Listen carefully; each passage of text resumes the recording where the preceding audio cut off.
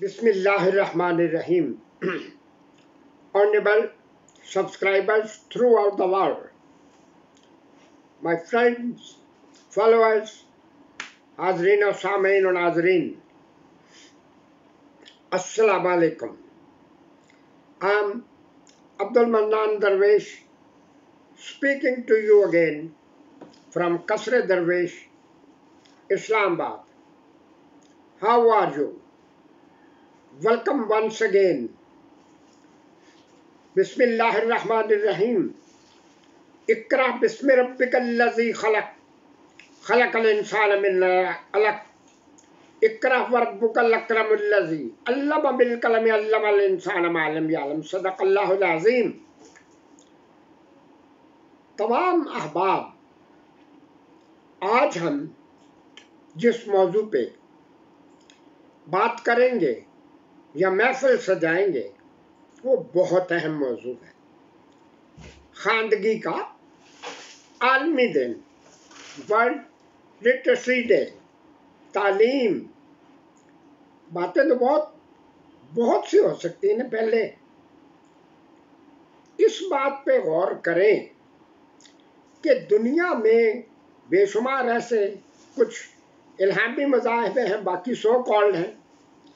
हमारे बड़ों ने, उनके बड़ों ने, हमारे बड़े तो मुसलमान ही थे, अल्लाह और अल्लाह के दीन के पैरोकार थे, उन्होंने बनाए।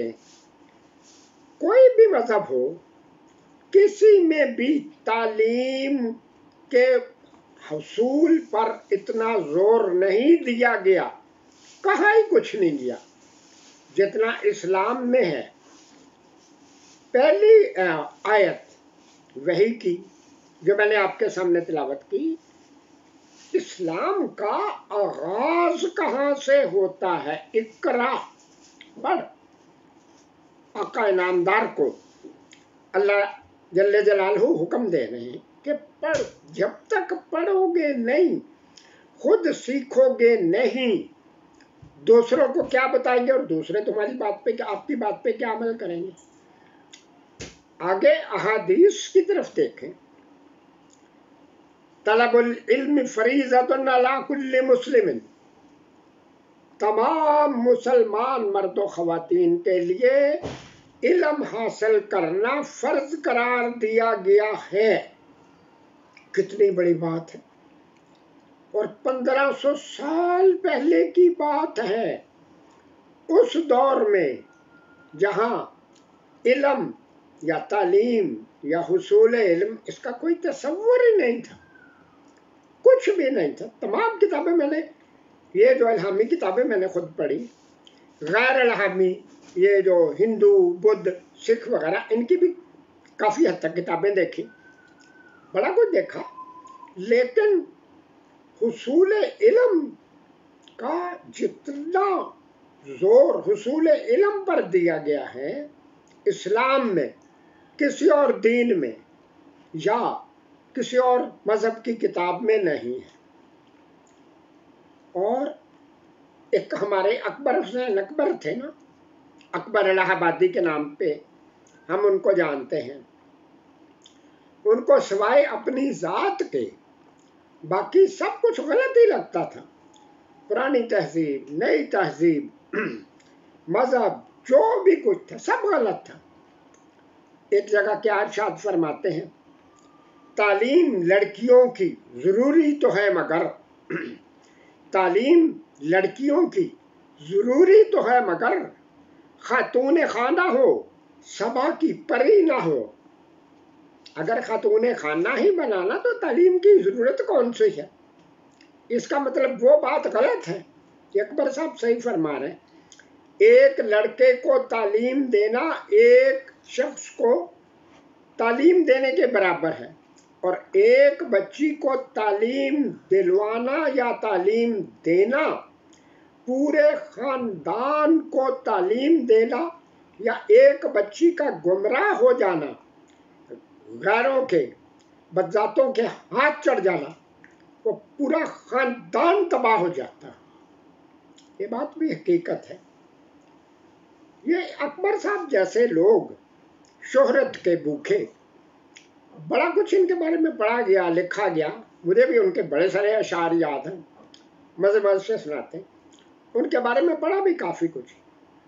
आपसे मेरी दरख्वास्त होगी कि अकबर इलाहाबादी जो भी कुछ बंदा था, सरकार का गुलाम था, तहसीलदार था, और इसका बेटा सैयद इशरत अली इशरत जो करतूतें करता था वो अकबर साहब को नज़र थोड़ा आती थी, या बेबस थे। इनके बारे में मैंने एक किताब पढ़ी, मकालात माजद, फाजिल उर्दू के कोर्स में। आपको मैंने बताया था मैंने MA के अलावा 7 और उर्दू के कोर्सेज भी फर्स्ट डिवीजन में किए हुए।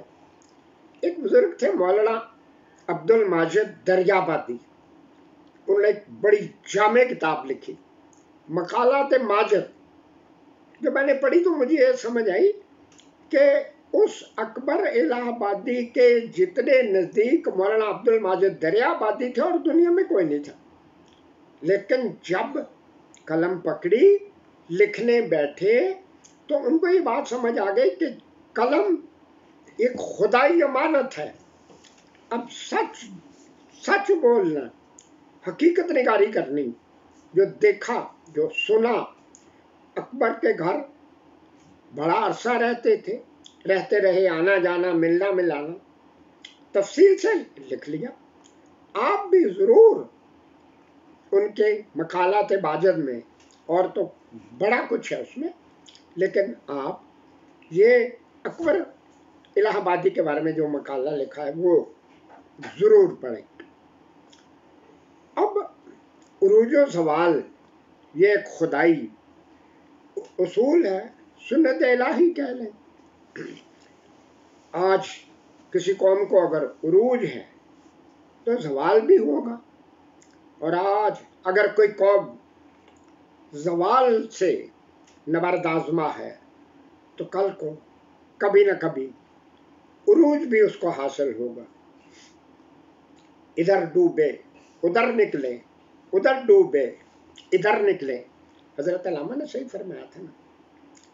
मुख्तलिफ किस्म के हालात वाक़यात की वजह से कौमें ज़वाल का शिकार हो जाती हैं। सैलाब आ गया, ज़लज़ला आ गया, और इसी तरह के जो दूसरे मामलात हैं, आतिशफ़िशा फट गया जी, वोल्केनो जो होता है, लावे ने शहरों के शहर तबाह करके रख दिए। लेकिन सब कुछ होता, वक़्त के साथ साथ इन चीज़ों की तलाफ़ी होती है। 2005 में 9 अक्टूबर को जब ज़लज़ला आया हमारे मुल्क में, तो देखा ना हमने, शहरों के शहर तबाह हुए थे ना। फिर कितनी दफ़ा इस मुल्क में सैलाब आ गए, हज़ारों गांव, शहर, कस्बे तबाह हो गए। लेकिन फिर आहिस्ता आहिस्ता अल्लाह की ज़ात ने अपने पाँव पे खड़ा कर दिया, बहाल हो गया वो सारा। लेकिन मैं आपको ये कहता हूँ कि अगर किसी कौम में एजुकेशनल डिक्लाइन, तालीमी ज़वाल आ गया, तो उसकी दुरुस्ती तो एक तरफ वो कौम आखिरकार तबाह हो जाएगी। ये ज़वाल की एक वो किस्म है जिसकी तलाफ़ी नहीं की जा सकती। मैंने क्योंकि खुद 70 से लेकर अब तक जितना भी काम किया, डायरेक्टली और इनडायरेक्टली, तालीम से ही वाबस्ता रहा ना, और अपना इंटरेस्ट भी पूरा तालीम खुद भी हासिल की जहाँ तक अल्लाह ने तौफीक दी। हज़ारों लाखों बच्चे बच्चियों को, बड़ों को adult education, children education promote किया सबको। और वहाँ मुझे वो कुछ देखने के लिए मिला जो मैंने कभी सोचा भी नहीं था। लेकिन फिर बात वही आ गई, वाइला दानी मताए कारवां जाता रहा, कारवां के दिल से एहसास ज़ियां जाता रहा, या हमें इतना मजबूर कर दिया गया। बेशुमार फंक्शनों में मैंने शिरकत की, तालीम का गिरता हुआ म्यार, इस पे बड़ी बड़ी लंबी चौड़ी बहसें हुई। जनाब, एक मैराथन किस्म का मौजू है, लेक्चर देते जाओ, एक दफ़ा लिख लो, جہاں بھی موقع ملا وہی لیکچر 4 لائنیں 2 پیج پڑھ دو. ہاں البتہ کل شریف کی طرح 4 کل یاد ہیں. جب بھی کوئی مسلمان مرے گا 4 کل پڑھ دو، فیس نئے سرے سے مل جائے گی. تعلیم کے میدان میں نے وہ کچھ دیکھا ہے. چند باتیں ضرور آپ کے سامنے آج کروں، پھر موقع ملے گا یا نہیں، میری کوئی بات سنے گا یا نہیں، لیکن میں اللہ کے سامنے اپنے آپ کو سرخ روح پاؤں گا کہ یا اللہ تو نے جو مجھے علم دیا میں نے اور جو مشاہدات کیے وہ دوسروں تک پہنچا دیے. تعلیم کیا ہے اور ہمارا معیار کیا ہے؟ ایک ہماری جاننے والی بڑی سو کالڈ قابل خاتون ہے، اس کے بقول اس کے پاس کلوں کے حساب سے اتنے سرٹیفکیٹ ہیں، ایم اے، ایم ایڈ اور پتہ نہیں کون کون سے سبجیکٹ میں ایم ایس سی اور کیا تو کیا بتاتی ہیں. میں نے کون سے کبھی ان کے کاغذات دیکھے. محترمہ کہتی ہیں کہ میرے سرٹیفکیٹ تولے جا سکتے ہیں، گنے نہیں جا سکتے. ایک دفعہ تشریف لائیں کہ انٹرنیشنل وائٹ کین ڈے 15 اکتوبر کو آئے گا، میں نے ٹی وی پہ انٹرویو دینا تو کچھ اس کے بارے میں بتا دیں. میں نے بات بتانی شروع کی کہ پہلی جنگ عظیم میں بے شمار لوگ بلائنڈ ہوئے، معذور ہو گئے. دوسری جنگ عظیم پھر اس کے بعد شروع ہوئی. کہتی ہے کہ یہیں رک جائیں. یہ جو آپ نے کہا پہلی جنگ عظیم، دوسری جنگ عظیم، یہ وہی ہے نا 1965 اور 71 کی. میں یہ بات سن کے ہل گیا. میں نے کہا بالکل محترمہ یہی ہے. اب آپ جب جائیں نا تو یہی بات اسی طرح بیان کر دیں. کون سا کسی نے سننا ہے یا پوچھنا کس جنگ کے بارے میں کیا کچھ کہا جا رہا ہے. چلے یہ بھی ہو گیا. میں جب المکتوم اسپیشل ایجوکیشن سینٹر میں تھا وہاں ایک کاری کی سیٹ نکل آئی. 9ویں اسکیل کی معمولی سی سیٹ تھی، لیکن سرکاری ملازمت پلس اسپیشل پریولیجز، خصوصی مراعات. 9واں اسکیل کوئی اہمیت نہیں رکھتا، وہ تو 1 دن یا 2 دن میں ہی ختم ہو جائے گا، جتنی تنخواہ آپ کو مہینے کے بعد ملے گی. 79 لوگوں نے ایبل ڈسیبل تمام نے اپلائی کر دیا. ایک سیٹ ہے، 79 لوگ ہیں. ایک شخص جس کو میں بلائنڈ کو بچپن سے جانتا تھا، ابھی چند ماہ کا ہی تھا، تو اس کے والد میرے پاس لے کے آئے کہ میرا بچہ اس طرح بلائنڈ ہو گیا تو اب کیا کرنا ہے. تو میں نے کہا آپ فکر نہ کریں، جو اللہ توفیق دے گا وہ تو کریں گے ہی نا، اللہ کو جو منظور ہوگا آپ ہمت نہ ہاریں. وہ ایک بلائنڈ، نام نہیں بتاؤں گا، ایک بلائنڈ آیا کہ یہ جو سیٹ نکلی ہے میں اس کے لیے اپلائی کر سکتا ہوں. 2 یا 3 دن انٹرویو میں رہ گئے تھے. میں نے کہا دیکھو اس کی شرائط جو ہیں وہ یہ ہے کہ بندہ قرآن پاک کا حافظ ہو، سند ہو، عربی بطور ایک سبجیکٹ پڑھی ہو، بی اے کوالیفیکیشن ہو، پھر ہی ہے. وہ ایک میرا اور دوست تھا، اس کو سفارشی کے طور پہ لے کے آئے. اس نے کہا کہ یہ کہتا ہے کہ میں اگر سند لے آؤں تو پھر اپلائی کر سکتا ہوں. تو میں نے کہا بھی کیوں نہیں پھر. لیکن اب بات یہ ہے کہ 2 یا 3 دن رہ گئے ہیں انٹرویوز میں. میں نے سوچا یہ سند کہاں سے لائے گا، پڑھے گا تو لائے گا نا. 2 دن گزرے، وہی صاحب پھر آ گئے اور اپنے وہ سفارشی کو بھی ساتھ لائے. کہتا ہے سفارشی کہ یہ دیکھیں نا جی یہ سند لے آیا ہے، اب اپلائی کر لے. میں نے کہا اپلائی تو کر لے نا، اب تو کوئی رکاوٹ نہیں. لیکن ایک بات یہ ہے کہ یہ 2 دن میں آپ نے کس طرح سے حفظ قرآن کر لیا اور سند بھی حاصل کر لی. آگے سے جواب کیا دیتا ہے، یہ شارٹ کٹ طریقہ ہے. شارٹ کٹ طریقہ کون سا ہوتا ہے؟ ہڈی منہ میں دو اور جو چاہو لکھوا کے لے لو. یہ کل ہم جو بات کر رہے تھے، کل ہم نے ایک محفل ملامت برپا کی تھی نا، آپ کو یاد ہوگا. وہ جو کچھ ہمارے ساتھ ہو رہا ہے وہ نہیں، جس کو یاد نہ ہو دوبارہ سن لے کہ کل ہم نے جو محفل ملامت برپا کی تھی کن کے خلاف، اور اس میں ہم نے ایک سوال اٹھایا تھا. میں اب بھی دوبارہ اسی کو دہراتا ہوں. سانپ قصوروار ہوتا ہے یا اس کا سرپرست، اس کو گوشت کھلانے والا، دودھ پلانے والا؟ تعلیم کا جو زوال ہو رہا ہے اس کا قصوروار کون ہے؟ ٹیچرز، پیرنٹس، یا وہ لوگ جنہوں نے اپنے اثر و رسوخ کی وجہ سے اپنی بچیوں، بیٹیوں، ماؤں، بہنوں، جن کو تعلیم کے شعبہ پہ کثرت کے ساتھ لگوا لیا کہ اب اگر وہ کچھ کریں نہ کریں، اس کے بارے میں تو کچھ نہیں کہا جا سکتا نا ان کے بارے میں. تعلیم کا جو سب سے بڑا زوال جس وجہ سے ہوا اس کا ذکر ہم نہیں کر سکتے. ایک زمانے میں 2008 کی بات میرے ذہن میں، Al Farabi special education centre for physically handicaps, federal government کا جسمانی معذوروں کا ادارہ ہے یہاں اسلام آباد میں نے وہاں بھی کافی کام کیا. آپ کو بتایا تھا نا 8 سینٹروں میں اللہ نے مجھے موقع دیا تاکہ روئے زمین پہ جو کچھ ہے اللہ مجھے زیادہ سے زیادہ نواز رہے تاکہ میں جو کوئی بات کروں سنی سنائی نہ ہو. الفرابی میں بطور ڈائریکٹر میری ڈیوٹی لگ گئی. میں نے ان کو کہا کہ جتنے یہ سٹاف ممبر وغیرہ ہیں ان کی لسٹ بنا کے مجھے دے دیں. لسٹ بنوائی، بریل میں کروا لی.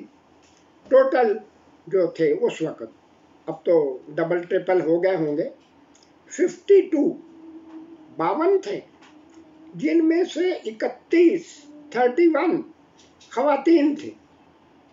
اب میں نے کیا کیا کہ روز 2-3 لوگوں کو بلاؤں، تھوڑا سا تعارف بھی ہو جائے، اور خاص بات یہ پوچھتا تھا کہ آپ یہاں تک آئے کیسے ہیں یا آئی کیسے ہیں.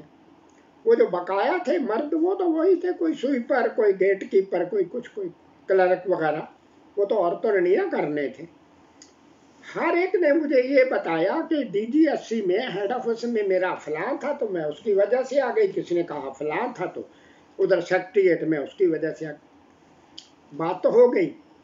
جو میرے مخلص لوگ تھے انہوں نے مشورہ دیا کہ اب جناب آپ نے جب کلاسوں کا وزٹ کرنا ہے ذہن میں یہ بات بٹھا رکھیں، کوئی ٹیچر کلاس میں ہے نہیں ہے، پڑھا رہا ہے نہیں پڑھا رہا ہے. یہ تجربہ مجھے المکتوم میں بھی پہلے سے ہو چکا تھا. آپ نے کسی کو پوچھنا بھی نہیں، کہنا بھی نہیں بھائی آپ کل کلاس میں کیوں تھے، کیونکہ ذرا سی بات اگر ہو گئی انہوں نے 2 روپے کی کال کرنی ہے ہیڈ آفس، آپ کا بھی کام ہو جائے گا، آپ بھی جاتے رہیں گے، اور ہماری فائلیں، لیٹر، یہ وہ بجٹ، یہ سارا کچھ ختم ہو جائے گا. تو اس لیے جتنے دن آپ یہاں ہیں بطور ڈائریکٹر پرنسپل تو مہربانی کریں اس طرح کے معاملات میں نہ الجھے، اپنے آپ کو بچائیں، ہمیں اور ہمیں بھی بچائیں. یہ ہو گیا جی. آگے اس طرح کے بے شمار واقعات ہوتے آ رہے ہیں. اب میں کیونکہ VREDP vocational rehabilitation and employment for disable person, VREDP میں بھی میں نے کام کیا. وہ ایسا سینٹر تھا جہاں جاب کے بارے میں لوگ کی رہنمائی کی جاتی تھی. جو بھی کوئی بے شمار لوگ میرے پاس آتے تھے، جو بھی آتا تھا میرا مسئلہ ہے، میں پڑھا لکھا بندہ ہوں، تو میں کہتا تھا یار اپنی CV لاؤ نا، پھر میں پڑھوں تو پھر آپ کو مشورہ دوں کہ کیا کرنا، کہاں اپلائی کرنا. لوگوں نے CVیاں لانی شروع کر دیں.